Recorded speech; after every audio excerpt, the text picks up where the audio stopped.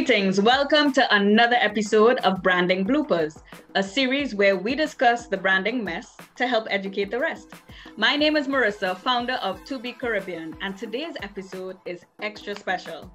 Today's episode is being sponsored by the Jamaica Chamber of Commerce, and I have a special co-host today, Miss Suen Shaw. Welcome, Suen. Thank you, Marissa. It's such a pleasure to be on this platform with you. Thank you for the invitation. This evening's guest will be Miss Sophie Gibson. Yeah. She is the founder and CEO of Vivo, a digital marketing agency here in Atlanta. She's also a fellow JamCham member. We're so blessed to have her. And she heads the committee for the Power Her Inaugural International Women's Summit. Without her expertise, we would have not been so successful last year. So we look forward to having her again this year to kick it off. Yeah, welcome, Sophie. Thank you so much for having me on this program. And I'm excited for you all. This is the inaugural, right? So this is perfect, beautiful, and I am happy that I was the one chosen to be your guinea pig today. You are blessing us. Yes, we appreciate you. So let's jump right in, Sophie. Yes. If we're talking to a stranger and we're trying to describe Vivo to them, how would you describe Vivo in less than a minute? Okay, so I love that question. First off, I see no one as a stranger. And sometimes my personality may come across, I'm just excited to just speak to as many people as possible. And so the first thing I would say is Vivo 360 is a creative marketing and digital agency. We were born digital in 2001 when it was the coolest thing to do. So we are digital at the core. And today, however, we're full service. In addition to being digital, a big component of who we are is really understanding how to go to market in multiple communities. We truly know that marketing to a community means engaging them, where they are. And it's not necessarily about race. It's most about culture. So people connect based by culture, and that's how we assist our clients in going to market, where they're engaging people where they are and with their culture. Love it, love it. What I took away from that is you are a true innovator and pioneer, and you set some trends, which I love. Yes. But yeah, exactly. I'm not going to deny it. Well played, well played. But in that spirit, right, like we all know innovators and pioneers, they're not necessarily appreciated when they start off. And I'm sure for you, Vivo is a well-established brand now, but I'm sure in the beginning, you may have had some bloopers, some mistakes. So could you share with us one of your biggest bloopers while building your brand? Wow. So as I said, we started 2001, right? So that's 20 years ago. So I can honestly say it's maybe hard for me to say which is the biggest blooper, but so many. And where do I even start? So bottom line is not really understanding financing, how to go about that. Not really understanding true racism in this country, and, how to go about that. So there is just maneuvering. So I think the biggest component would be going after projects and not understanding how to collect some of your funds up front first before you actually start spending money on a client's project. Because you signed the contract doesn't mean they have the funds. And so you want to make sure, and it doesn't matter if it's a large corporation or a small corporation.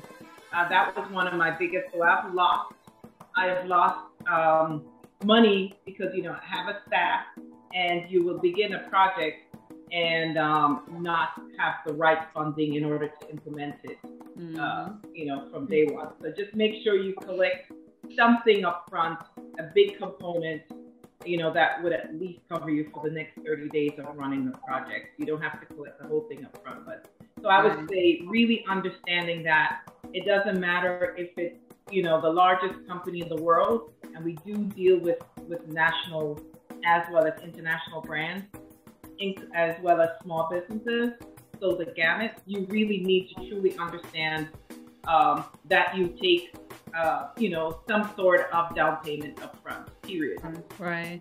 That's a key insight, because I think a lot of people, when they're just establishing themselves, they're afraid to be assertive when it comes to their finances, because you're dealing with a big brand. You don't want to seem like you're overstepping, but that's important, Yeah. In fact, I have one of my mentors in the early days. She's now retired, but she built her business to just under 40 million. And she was a key mentor for me back in, between 04 and 07. That's another component. You really need to get mentors that are where you want to be.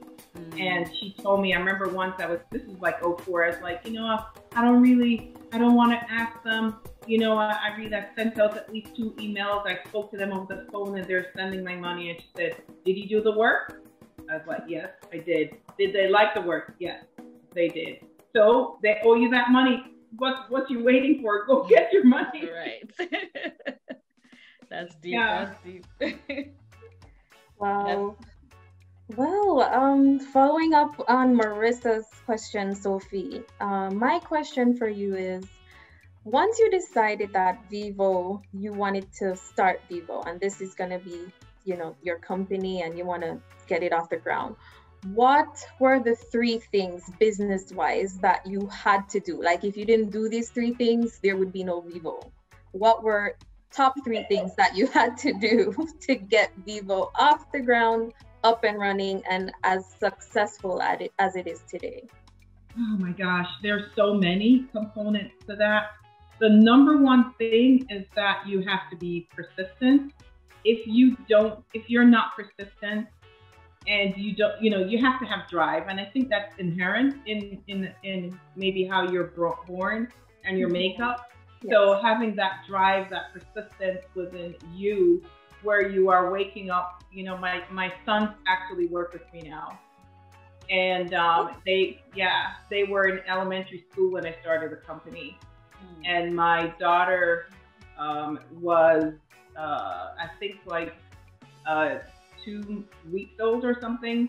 Oh, wow. And I was the main breadwinner.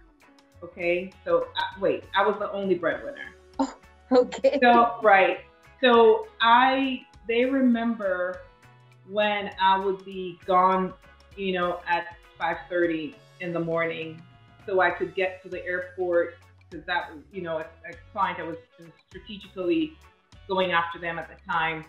And, going to several meetings so I could beat the traffic on 400 and get there at 7, by 7, or get there by 6:45 so I get to the 7 o'clock meeting. Wow. And so just being persistent. And my mentor that I mentioned earlier, she had said, you can, anybody that's just starting out, I will offer, for 6 months, you can use our offices in Buckhead. And that's how I met her. And she left that meeting not knowing that I was called her like 60 times. And I'm not even exaggerating. Because she promised us what she was going to do. And my God, I was going to get her on the phone. And I kept calling and calling. And she said she just called me back so she could get rid of me. Stop calling her. and I ended up, having that office space and getting my first employee there. And I was supposed to be there 6 months, ended up being there 3 years. She loved the energy. She said it really helped revitalize even her own team. So I started my first employee there and built to the second and the third and so on. And so that, persistence is the key. Number two is, being, audacious, not being afraid. I was always a shy girl growing up. But just doesn't show. People would not believe that, but I'm really shy. And, just being audacious enough to ask the right questions. Okay. And also to listen. So the number one thing I can say is I love solving problems. Somebody comes to me had a client literally yesterday come to me and ask, a very high profile, globally well-known person wants me to, to help them with their brand. And I'm honored, but just listening to them, help them to organize what they're thinking and what they want to do. So it's really about listening as well, because people, and being a Black woman sometimes, and being the only person of color or the only woman in the room, especially when in the early days with digital, not many people could speak the language. And just listening, being quiet, sometimes people assume that you are, they don't even see you and they don't hear you. And so you have the element of surprise, and later on, so they're unassuming, you be unassuming sometimes, listening, and then you're the element of surprise in the end that sometimes can win you big business. Right. Okay, Sophie. So the main points there I got was being persistent, making sure you listen to your clients, and just being audacious to make your dreams happen, right? Yeah. And the third one is you have to really be friendly with everyone.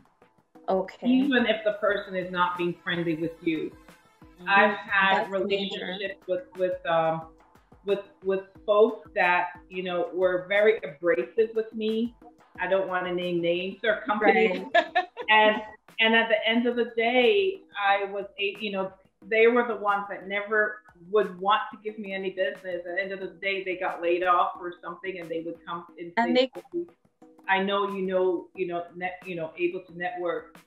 And I would be nice, and don't, because sometimes I realize people are doing things based on what they believe about themselves. Okay. So yeah, it has to be, you really have to be kind and look at everything with business from a spiritual perspective. Has nothing to do with religion. I'm not a religious person. But being from a spiritual, I'm not even a Christian. But I could tell, I'm not that at all. I could tell you I take from different teachings, and bottom line, you really have to be authentic to the core of your spirit. Okay, and I feel like that's once really deep. Doing that will allow you to be kind to everybody. So people can only do what they know, and so when they're showing up, and however they show up, doesn't mean that's not they're showing up based on how they believe they need to show up to you. Right. Okay. Yeah, so go beyond that, because you know what? When you're patient, the patience, it pays off. That same person could be the ticket to something else later on in life. Okay. So, thank you for sharing that, Sophie. So make sure that you're in tune with your spirit and be kind to everybody, because you don't know. You never know who may want what and who you may need. So be kind. Yeah. Be kind, always. That was good. Okay. Thank you, Sophie. And I mean, that was so insightful, because, as you say, like you walk into different rooms, we already have the layers of being Black, of being woman, so just coming in with a light spirit and a kind spirit could open so many doors, and then on top of that, your stuff, and you could execute well, and you could speak well, doors are wide open. So message well received. I mean, there's so much great information, but I guess what we would like to know next is, how could people get in touch with you if they want to find out more about Vivo, working with Vivo, working for you? Where do they find out more information? Well, of course, go to our website, vivotheagency.com. And that's V as in Victor, I as in Indigo, V as in Victor, O as in Octagon, theagency.com. As well as the phone number is 770-360-6330, 770-360-6330, or just send, an email to info@vivo360inc.com. So the website is different from the, the email extension. Right. Yeah. All right. I hope everyone heard Sophie's contact info. Please link up with her, hit her up if you need any help with marketing. And it being Women's History Month this month, Sophie, what I wanted to ask you, and being a millennial woman. For that woman that is stuck in corporate right now and they just want to start their own company, what advice would you give that millennial woman that want to get out of her corporate job and just have big dreams like you did and want to start her own marketing agency in today's climate? Well, the first thing that is very different is that it's easier today. I really believe that it's easier because knowledge is so easy to access. When I started back in 2001, it was not easy. All the knowledge that you could ever find was not on the internet. You literally had to go physically somewhere, know someone. You can DM someone today and get a response, right? Right. So, thank God for the internet. Thank God. And thank God that people have the desire to put their knowledge out there. And, if you want to understand how to start a business, you can figure that out. How to start a business in Georgia or in DC or wherever you are, you can really find that. So the first thing is, go out there and you go to resources like Small Business Association. You can't go wrong. Not everything on the internet is going to be great, but you can't go wrong by going to the Small Business Association and then drill down from there to. I agree. Right. And I can't say enough about them, specifically because remember when I started, there is something that they have most universities here, like UGA, Georgia Tech, Georgia State, Clayton University, have a Small Business Association arm that helps, there are people there to help you. You don't have to pay. They can help you with your business plan. They can help you with, you name it, they can help you with that. And so I would advise, I can't say enough about it, and they haven't paid me to say that, but that's where I would start if you're young, get online, try to figure out those numbers for those extensions of those universities that are part of, partnered with the SBA. And, always look to someone that has done, gone where you have been. So mentors? You have to find mentors, the plural, not just one. And you want to find someone that's a woman as well, and men, and you want someone that can help open doors for you. It's important to not only have people that's in your age group, you have people that you are helping as well, that are behind you. And so pay it forward. Yeah. And so that's pretty much, it's, and just be tenacious. Don't take no for an answer. Be tenacious. Don't take no for an answer, and just go for it. And a big component too is being, and I cannot express this enough. Do not have one foot in and one foot out. I never all in. I did it that way. Maybe it's crazy, but it's and I did have children that I've heard so many excuses. Well, I have a family. Okay. I have whatever. Okay. It's really, you're not going to swim until you dive. So. Wow. I like that analogy. Yeah. I like that. Yeah. Okay. All right. Millennial ladies, you heard Miss Sophie Gibson. Make sure you have a mentor. Make sure you hit up the Small Business Administration wherever you're at, and make sure you give your 110% to your dreams if you want to start that marketing agency. Yes, so, indeed. Words of wisdom. I spent 2 years in grad school and didn't even get all that. So thank you, Sophie. 30 minutes was a lot of information. Thank you, Sophie. Yes, we just wanted to say thank you again. This was another episode of Branding Bloopers. We had our special guest, Miss Sophie Gibson, founder of Vivo 360, and our special co-host, Suen, who represented the Jamaica Chamber of Commerce. Keep it locked. We have other episodes coming up. Let us know what you thought about today. What did you learn about being a woman in business, starting from scratch and making an impact? Let us know. Yeah, thank you so much. It's such a pleasure and an honor. Thank you. Thank you. Bye. See you next time. Bye.